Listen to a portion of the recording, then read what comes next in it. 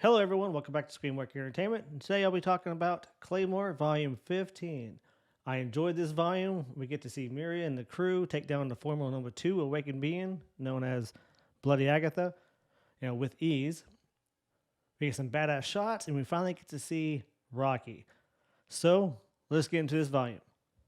This volume starts right where Volume 15 left off, with Claire and the gang revealing themselves and getting ready to fight the awakened being, formerly number 2, otherwise known as Bloody Agatha. Galatea is hurt and is missing an arm, and she is pinned to the wall. But she is rescued by a hooded figure that when she speaks, Galatea is like, wait, I know that voice. Who are you? And this is where we get one of the most epic shots in the whole volume, if not the whole manga. It's with Miria throwing off her hood and just looking completely badass. Now, if you have not been following along, Miria is definitely my favorite character of the anime. I love how she's drawn, and most of her, I love her hair. I love the way her hair looks. It's just so awesome. I really like the black outfits that they're in. I just think it looks so cool. At this point, the whole crew takes off their cloaks and prepare for battle with Bloody Agatha. But it cuts to Mayata and Clarice, and Mayata is saying, oh, these folks are strong, very, very strong. And that 2 out of the 7 really stand out as the strongest, but they don't say which 2 it is, but we kind of know which 2 it is. It's going to be Miria and Claire. But now the battle begins. And Bloody Agatha transforms to what she says is her true form, but really isn't. Uma is telling everyone where Agatha's true form lies because she keeps moving her, true form from one part of her body to another part since her body she just transformed into is so large. As Uma says what part of the body she is at, they cut that part of the body, finally cornering, her real self and forcing her to, reveal her true self. Now, when her true form comes out, she grabs Galatea as hostage, but Claire uses her quick sword and cuts her down. What's funny is Galatea says, hey, I thought you was better at this. Please, you just cut my hair. Please don't cut my hair. And Claire's like, oh, whoops, sorry. I just thought that was kind of funny. Now, I will apologize. I get Uma and Cynthia, I get those two kind of confused. So I may be incorrect which one of those is the ones who is really good at reading the Yoma energy. I get them a little bit confused because they look very similar. They don't really say their names very often. Anyways, so after Claire cuts down Bloody Agatha, Miria drops the bombshell of going after the organization. And Galatea says this is a fool's errand. Not only will they have to fight the organization, but also the current generation of claymores. And if they defeat the organization, then Yoma will run wild with nobody to stop them. At this point, Claire and the others realize that there is something wrong with Maria's plan, and Miria finally tells everyone what she's learned about the organization. See, Miria found a small village, a very small village at the most end of the continent where the villagers never even heard of Yoma, nor claymores, for that fact. And found that an organization makes the Yomas and then releases them. That's what Miria suspects. What's even crazier, she found that the continent they live on isn't the only one, but a small part of this world. It's kind of like an island. They're just surrounded, they're just cut off from the rest of the world. But the other lands are full of war and fighting. So where the claymores are is more like a test island for making weapons and is a laboratory for awakened beings, pretty much. And she drops this all in the claymores, including Galatea, Mayata, and Clarice. Of course, this really hits everyone really hard. And we get to see a little bit of the war and the battles that are being played out on the other lands. And it looks pretty cool. Afterwards, they are all in the bar drinking, and Helen is just completely wasted, which I found pretty funny.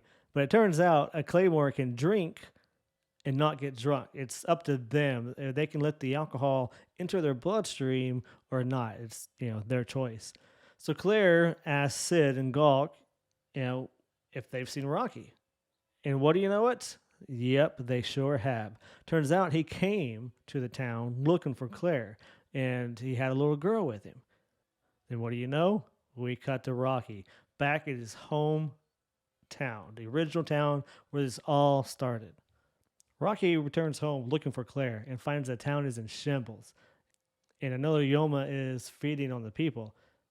The little girl that is with him points to where the Yoma is, and Rocky kills the Yoma with ease. Rocky has become strong enough to kill a Yoma with pretty much a single blow. Well, I mean, he cuts him into pieces, but it's pretty awesome. He does it with ease, and we finally get to see what it looks like. He's all grown up. He looks so much cooler than when he was a child. Then we see a new Claymore walking up. Her name is Renee. She's number 6 within the organization. She is suspicious of Rocky killing the Yoma and puts her hand on him. But when she does that, this little girl next to Rocky puts her hand on Renee, the Claymore. And Renee just kind of looks down at her saying, hey, get your hand off me. But then when she looks at the little girl in the face, Renee freaks out. And since she knows what the little girl is, and what is this little girl? Well, it's Priscilla. It turns out she's with Rocky. And she hasn't eaten anything for 2 years. That's why she's so small.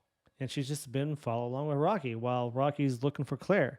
Now, we haven't learned why she's with Rocky, but it is kind of cool twist in the story.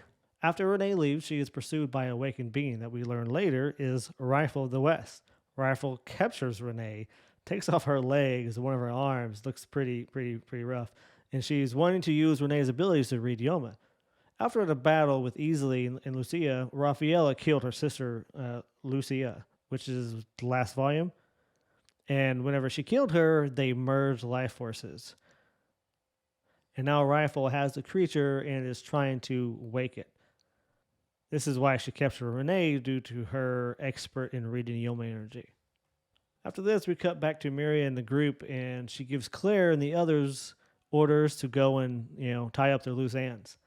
Travel to her hometown, see the people that they want to see, because the battle they are about to take, the odds of them coming back are very slim to none. So they all separate into groups of 2, besides Claire. Miria makes her take both Cynthia and Uma. Since Claire is such a troublemaker, she makes her take both of them. And what do you know? Claire's first town she goes to, they get into a little bit of a debacle. They find some claymores that are using the pill suppressants, but there's an awakened being also in the town, and guess what? It attacks. Claire takes down the awakened being, and Uma knocks out the other claymores. Now, again, I'm going to tell you, I do get a little bit confused between Cynthia and Uma, so I may get those 2 mixed up. I apologize for that. So after they kill the awakened being, guess what? Guess who comes out? Freaking Ruble pops out to say hi. And that's how this volume ends. Yeah, it's it. It's over. It's a pretty good volume. We got a lot of epic shots. I mean, it's really starting to speed up. We found Rocky again. We know where he looks like, where he's at. He's still alive, searching for Claire. We don't know why he's with Priscilla, but he is. Yeah, we find Galatea. She's safe. She's with the group. Everyone is on their own separate little adventure before the big battle starts. And that's coming up, and I cannot wait. I love this anime, this whole manga. If you're a fan of it like me, let me know what you thought in the comments of this volume and in the coming volumes. So I still holding out that we'll get a season 2 one day, or they'll redo it to follow the freaking books, but I doubt it. But anyways, I appreciate you watching, and catch you on the flip side. Peace out.